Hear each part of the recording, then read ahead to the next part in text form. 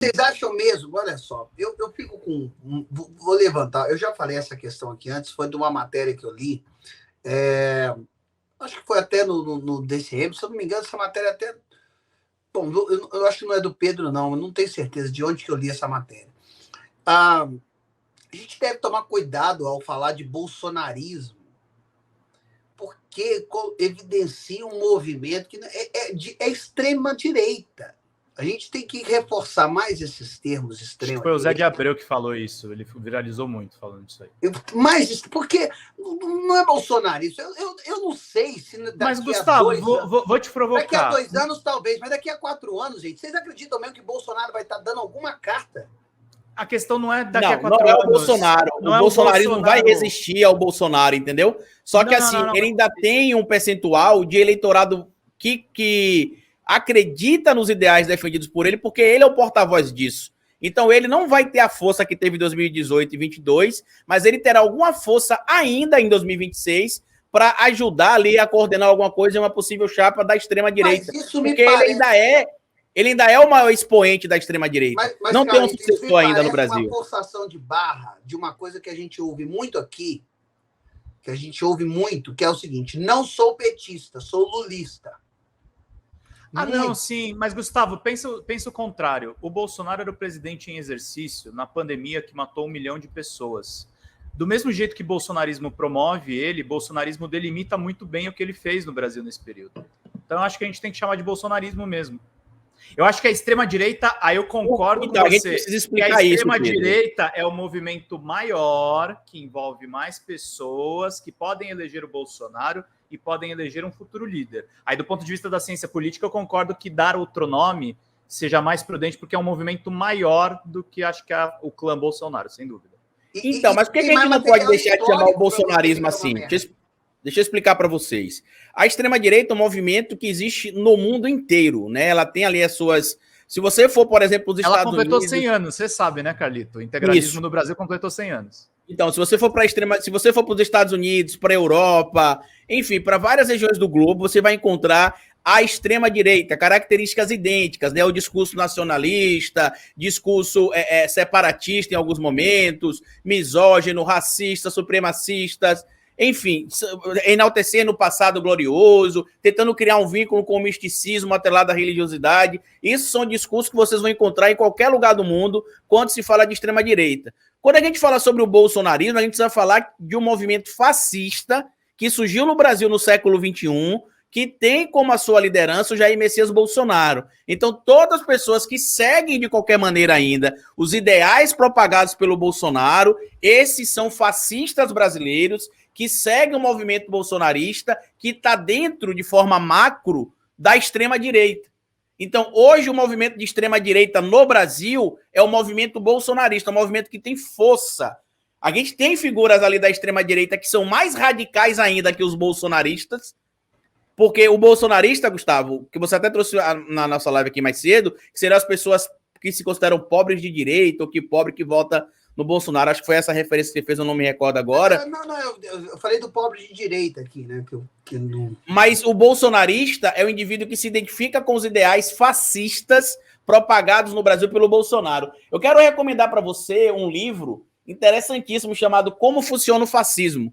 Quando você lê esse livro, você vai ver que é um manual do bolsonarismo. Parece que eles tiraram ali do livro a estratégia do Bolsonaro e colocou em prática. É literalmente aquilo que está ali. Por isso que não dá, por exemplo, para só chamar o bolsonarismo de extrema-direita, porque você tem várias vertentes dentro da extrema-direita, e entre essas vertentes que existem dentro da extrema-direita está a vertente fascista, que é a vertente que chegou no Brasil com o bolsonarismo. Então, assim, mas porque para mim parece meio que sinônimo, extrema-direita e fascismo. Não, mas é só você pegar a lógica, por exemplo.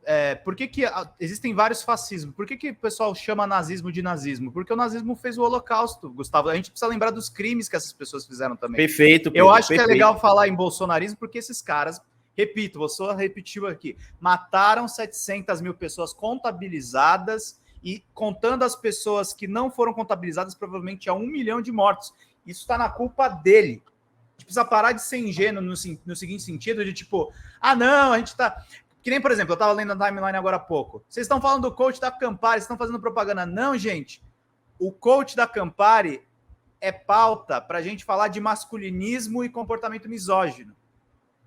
Tudo que a gente fala aqui da extrema-direita, é claro, tem o efeito colateral que eu vou te falar. E trazer as explicações sobre os incels também, Pedro Zambarda, que a gente fala muito desse lance de Red Pill e não entende que esse termo Red Pill é muito utilizado, por exemplo, dentro dos chants, né, que são... a expressão nerd, é total, é vinculado ao público gamer. Incel, Red Pill, né? Inclusive, assim, tem muita gente que não entende a dimensão disso e tem uma figura que esses caras aí enxergam, né, os incels como sendo, não o cara lá, o Red Pill, o coach do Campari, eu tô falando os incels os clientes deles.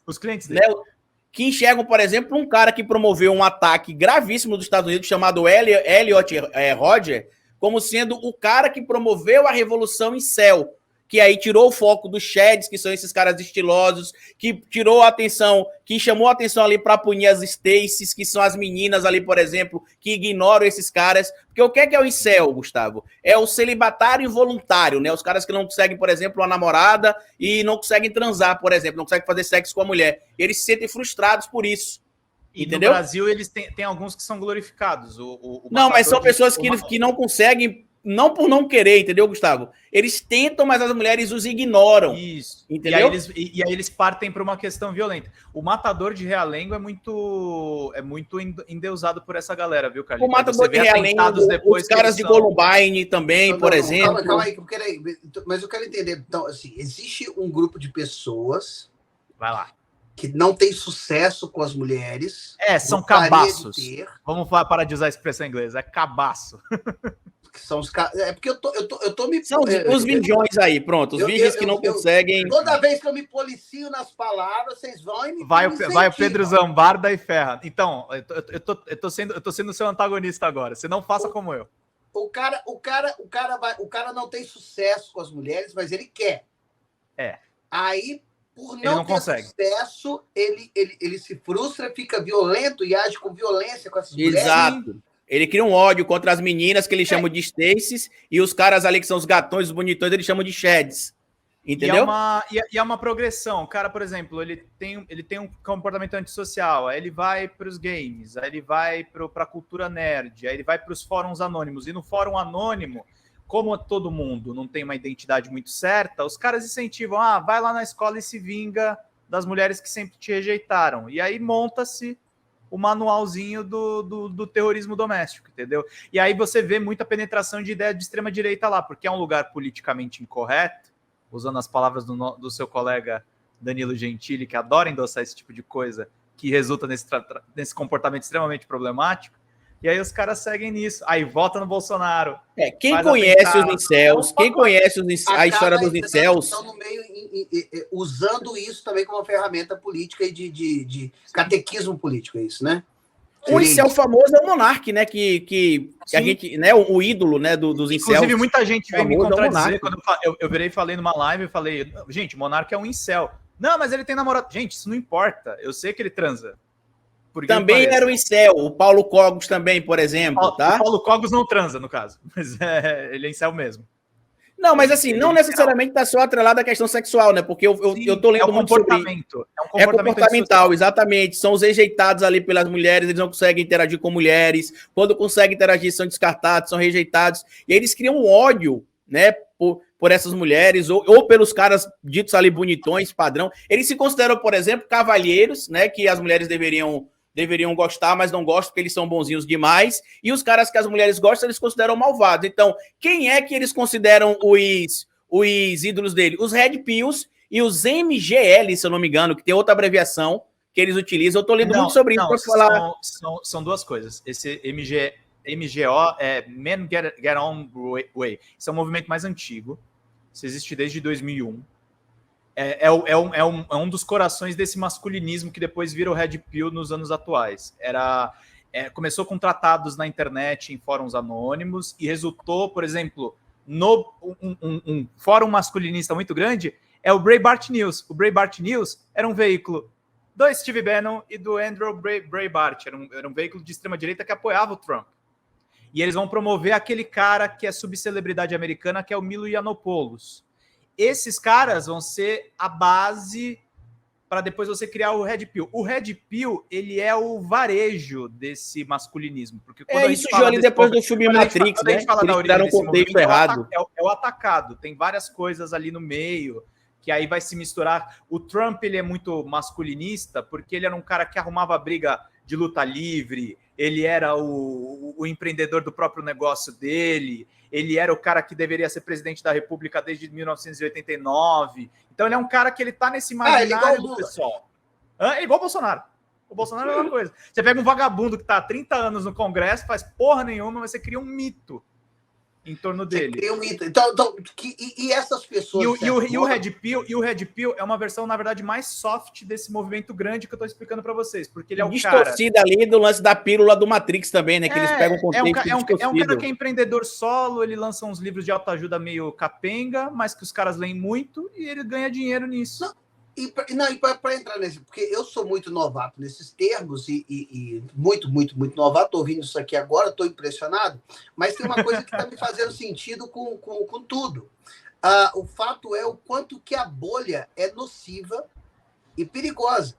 Eu acho que daí é que vem essa questão de mapeamento de bolhas, de tudo, porque a gente não sabe o que está sendo dito para essas pessoas e o que as convence de verdade. Eu imagino que qualquer pessoa sexualmente frustrada